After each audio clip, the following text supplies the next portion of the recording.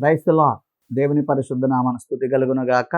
దైవ వాక్కు అనే డైలీ కార్యక్రమానికి ప్రేమతో మిమ్మల్ని ఆహ్వానిస్తూ ఉన్నాను. ప్రియమైనటువంటి దేవుని బిడ్డలారా, సిలువ ధ్యానాల్లో మనం ఉన్నాం. సిలువను గూర్చిన వార్త ద్వారా మనం అందరం బలం పొందుకుంటున్నాం. సిలువలో అనేక ఆశీర్వాదాలు దాగి ఉన్నాయి. అవన్నీ మనకి, మన కుటుంబాలకి సమృద్ధిగా కలుగును గాక. ఈరోజు వాక్యం నిమిత్తం మత్తయి శుభవార్త 8వ అధ్యాయం 17వ వచనం మనం చదువుకుంటే, ఆయన మాట వలన దెయ్యములను వెళ్ళగొట్టి రోగుల నెలను స్వస్థపరిచెను. అందువలన ఆయనే మన బలహీనతలను వహించుకొని మన రోగములను భరించినని ప్రవక్త అయిన యెషయా ద్వారా చెప్పబడినది నెరవేరెను. హల్లెలూయా. యేసుక్రీస్తు ప్రభువారు దెయ్యాలను వెళ్ళగొట్టారంట, ఆ రోగుల్ని స్వస్థపరిచారట. అప్పుడు ఏమైందంటే, యెషయా ప్రవక్త ప్రవచించిన ప్రవచనం నెరవేరిందంటే. ఏంటి ఆ ప్రవచనం అంటే, ఆయనే మన బలహీనతలను వహించుకొని మన రోగములను భరించెను. ఆమె యేసుక్రీస్తు ప్రభువారు సిలువ ద్వారా కలిగిన గొప్ప మేలు, లేకపోతే ఆయన సిలువ ఎందుకు వేయబడ్డారంటే, మన రోగములు, మన యొక్క వ్యాధులు, మన యొక్క వ్యసనములను, ఆయన మన బలహీనతలను భరించాడంట, మన రోగములను భరించాడంట. వాక్యం చెప్తుంది, ఆయన పొందిన గాయముల ద్వారా మనకు స్వస్థత కలదు. ఆయన సిలువలో వ్యాధులు నయమవుతాయి, ఆయన రక్తములో వ్యాధులు నయమవుతాయి. ఇక్కడ రెండు విషయాలు ఉన్నాయి. దెయ్యాలను వెళ్ళగొట్టాడు, రోగములను ఆయన బాగు చేశాడు. ఇప్పుడు అదే శక్తి, అదే సామర్థ్యం సిలువ ద్వారా ప్రభువు మనకిచ్చాడు. అప్పుడైతే యేసు ప్రభు దెయ్యాలను వెళ్ళగొట్టాడు. ఇప్పుడైతే యేసు నామం, యేసు రక్తం, యేసయ్య గాయాలు మనల్ని స్వస్థపరుస్తూ ఉన్నాయి, మనకు ఆరోగ్యాన్ని ఇస్తూ ఉన్నాయి. మన రోగములను ప్రభువు భరించాడంట, మన వ్యసనములను ఆయన భరించాడట, మన బలహీనతను ఆయన వహించాడట.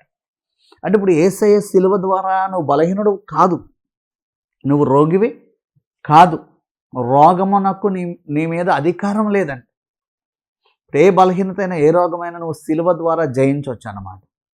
ఆ రోగాన్ని సిలువలో నువ్వు వేయొచ్చు అన్నమాట. ప్రభువా, ఈ రోగం నువ్వు నా కొరకు భరించినందుకు నీకు స్తోత్రాలు, నాకు విడుదల ఇచ్చినందుకు స్తోత్రాలు, నాకు స్వస్థత ఇచ్చినందుకు స్తోత్రాలు అని చెప్పి నువ్వు వ్యాధిలో దేవుని మహిమపరిచినప్పుడు ఆ వ్యాధి నుండి నీకు విడుదల కలుగుతుందండి.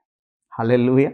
చాలామంది స్వస్థతను నమ్మరు, స్వస్థతలను లేవు అని బోధించే వాళ్ళు, ప్రకటించే వాళ్ళు ఉంటారు. ఇప్పుడు నేను వారి గురించి ప్రస్తావించాలనుకోవట్లేదు, కానీ యేసు ప్రభువారు దెయ్యాలను మొదలుగొట్టారు, స్వస్థపరిచారు. ఇప్పుడు ఆయన గాయాల ద్వారా మనకేముంది? స్వస్థత. మరి స్వస్థత లేవని చెప్తూ సిలువ ధ్యానాలు చేస్తారండి, స్వస్థత లేవని చెప్తూ గుడ్ ఫ్రైడే చేస్తూ ఉంటారు, స్వస్థత లేదని చెప్తూ యేసయ్య రక్తం కోసం మాట్లాడుతూ ఉంటారు.